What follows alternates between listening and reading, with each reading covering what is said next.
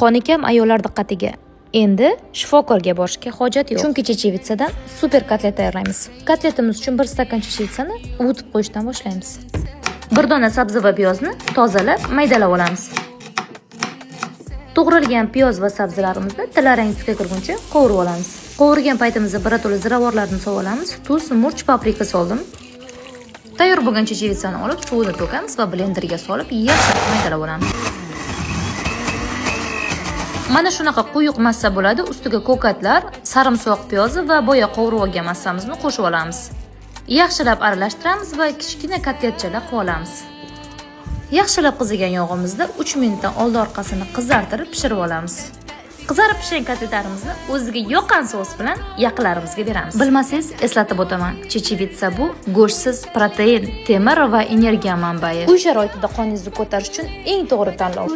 Videoni nuqul bosh aylanib yuradigan tanishingizni yuborib qo'ying. Rahmat eshitasiz. Yoqqan bo'lsa, o'rechani albatta bosib keting.